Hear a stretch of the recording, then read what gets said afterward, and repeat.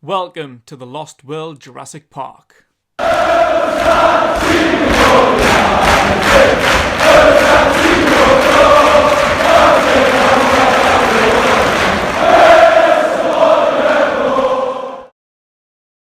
Buongiorno everyone, welcome back to the Magpie Channel TV.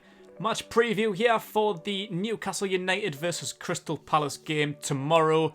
8:15 kickoff live on BT Sport. 13th versus 15th, Crystal Palace 2 places in the league ahead of us. 4-point difference. And it's the rematch. Hodgisaurus versus Bruceysaurus. The two Premier League dinosaurs going head to head once more. They clashed in the November fixture. At the end of November, we went down to Selhurst Park, came away with a 2-0 victory in, let's be honest, was a boring, horrible Steve Bruce, Roy Hodgson fixture, which we can probably predict is going to be the case tomorrow night as well.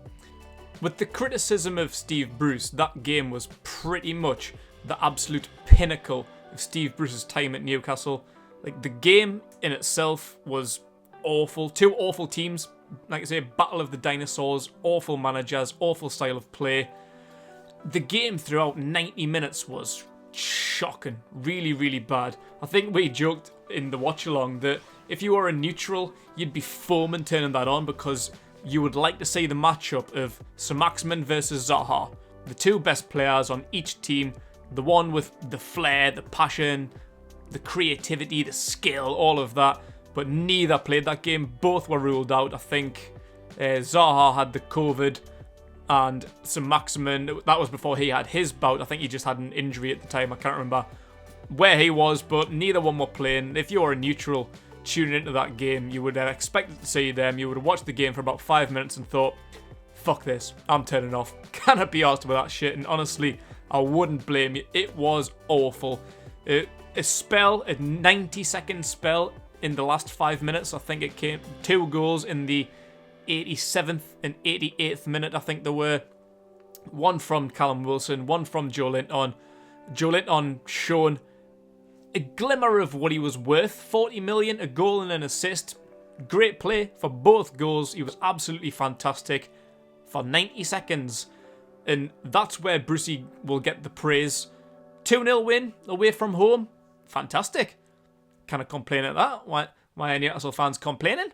Brucey's getting the wins, man. They ain't alright. No. If you watched that game, minus that 90 seconds, it was an absolute shocker. And as I say, we can probably predict this one to be as well. The last few games between these teams in the Premier League since 2016 have been awful.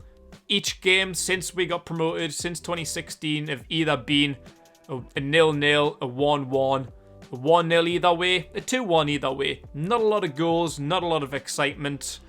In the 19 games that we've played in the history of the Premier League, surprisingly, Newcastle's actually won 10 of them. 5 at St James's Park, 5 at Selhurst Park, 5 draws. And if you're a neat mathematician, that means Crystal Palace have won 4 in 19 games in our fixtures. 2-0 in November was the biggest gap between the two teams. As I say, like, each game since 2016, there's been only 1 goal in it. A draw, a 2-1, a 1-1, a 1-0. It was 1-1 each way last season. Miggy got his first goal for the club just before Christmas, that one was. It was my birthday night out. Thank you very much, Miggy Almiron. After almost a year of searching, finally got his goal. Finally, what a goal it was. That was about an 87th minute winner as well, wasn't it? Not a classic by any means, but it meant a lot. It meant a lot to Newcastle, the fans, Miggy Almiron. At home, when there was a crowd. Remember crowds? Remember crowds being at St James's? Fucking good times then. Seems like dinosaurs ago. Seems like when fucking Roy Hodgson was born now. In the reverse fixture at Selhurst Park, probably around about end of January, February time, I remember Valentino Lazaro got himself sent off late on. That was a 1-0 win to Crystal Palace. Again, like, they actually should have won by more. They were so much better than we were. That was a proper Brucey game. That was awful. As Lazar got himself sent off at the end. They literally could have won that game 2-3-0. We were shocking. Martin Dubravka was on absolute tip-top form that game. If it wasn't for him, we would have lost clearly. Prior to Newcastle getting relegated though, there was a couple of good games, good performances from each team. Not so much for us in 2015 away at Selhurst Park. We got beat 5-1 down at Selhurst Park. And the season before that, in 2014 at St James's, that was a great 3-3 draw. A decent game that if you're in neutral. Both of them, a 5-1, a 3-3, lots of goals, lots of excitement. In that game, Daryl Yamma, Mike Williamson, and Rolando Aarons were on the score sheet. Fucking hell, time ago. For Crystal Palace, it was Wilfred Zaha, of course. Jason Punchin and Dwight Gale was among the scorers that game for Crystal Palace at St James's Park. Tomorrow night's game, though, then we should be looking to build on that Everton win. It was a great performance, great win. It's a very contrasting to the 2-0 away win at Crystal Palace. The 2-0 away win at Everton, proper chalk and cheese, great performance for 90 minutes throughout. Every player gave 100%. And Everton are a very good team, like playing some pretty good football this season, some top class talent. And we've completely done them. With 4 at the back as well, we didn't have to go ultra defensive. Is this the Golden Graham, the Gateshead Graham influence? Maybe, taking a lot of the credits. Perhaps rightly so. You're seeing some of the body language on the sideline between Bruce and Graham. It was so contrasting. Like, who is actually the manager here? Who's the one with the ideas? Graham Jones was the one that actually had the tactics out. He was the one on the sideline giving the instructions while Bruce had his hands in his pockets thinking about his half-time sausage roll.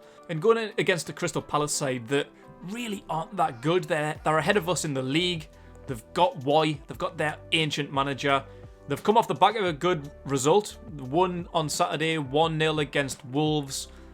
Wolves are a very good team, but they're rapidly declining. I don't know what's been happening with them this season, but credit to Crystal Palace. It's a good win for them. However, that broke their duct of only 1 win in that previous 10 before the Wolves games. Not a great result, so that Wolves game might have gave them a little bit of confidence. Probably wasn't as good as our performance against Everton, but swings and roundabouts. And they haven't scored an away goal in 4 games. Let's make this 5. Let's just defend well. And regardless of scoring goals, as long as we win, I think it'll be a close game, as, like I say, every other one since 2016 have been. My prediction is 2-1. I think we'll get that 2-1 win. Like a win's a win. The way we're going at the minute, after that Everton game, we need to push on. The teams behind us are catching up. Brighton got a win last night against Tottenham. We need to keep that distance going. That gap between us and the bottom, it was getting very tight. But that win took us up to 15th with Burnley losing as well. That put us up on goal difference. We just need to keep that gap going. With Brighton hot on our heels, we need to keep this up. They have got the talent though. Like, we'll have Sir Maximin back. But they've got Zaha back. They've got Eze, who's finally finding a little bit of form. I think it took him a little while to get into the Premier League. He was a brilliant summer signing. We wanted him. He was high on our radar as the fans. We wanted him, but I think we knew deep down that that was never going to happen. I can't remember exactly how much he cost, but it was a substantial fee. Like, we got our signings in, Wilson, Lewis, Fraser. We weren't going to spend any more. We certainly weren't going to put up the money that Redden were after for Eze, but credit to Crystal Palace for making that a deal, because there was quite a few other teams after him, and he went there, and you would have thought with him and Zaha, that's a pretty good fucking wide outlet there. A couple of good strikers in AU. They've got a decent team. Patrick Van Aanholt, I'm a fan of him. Some solid defenders, Scott Dan, Sacco. Like, they are a good outfit, but I do fancy us for this game. I think we've should at least have more than what it takes to get 3 points. A few injuries on their front though. Sacco, as I mentioned, he's ruled out, as well as Jeffrey Schlupp. He's a good player, very versatile for them. A couple of others, their backup goalkeeper, he's out. Ex-Mackham, Connor Wickham, he's out. And a couple of others, James Tompkins as well, he's another centre-back that they've got. We've got Lascelles out. He's been ruled out for the next few weeks with a hamstring injury, although Kieran Clark and Paul Dummett are now available. Federico Fernandez is still going to be out for a couple of weeks.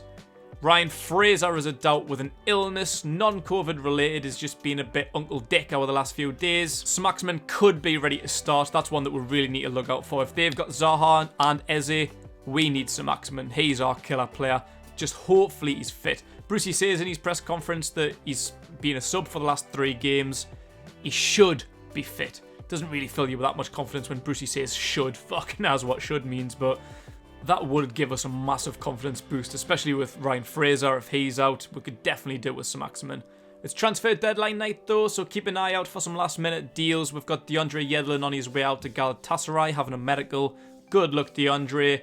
Matt Ritchie's one who was expected to leave, but he's staying after links with Bournemouth. Brucey confirms. In his press conference, he said, "We'll see what happens. It's up in the air." Then a couple of hours later, there's a bid. Rejected. He's staying.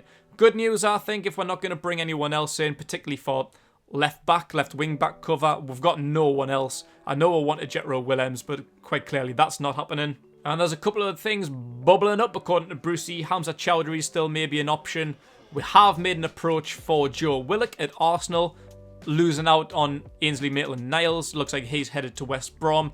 So Joe Willock could be the January deadline day signing. We'll keep an eye out for that one. We'll bring you all the latest news on our social medias as it comes. A video may be released tomorrow, rounding up the transfer window. We'll see how that one goes.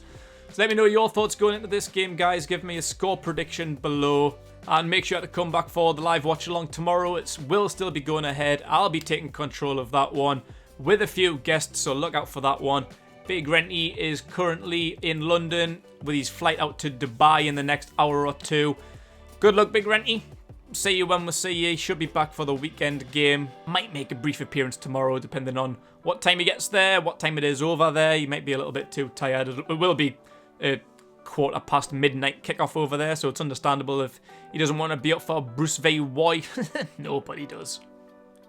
But yep, we'll still be here with all the regular matchday content, so come back for that. Make sure you subscribe to the channel and enjoy yourself.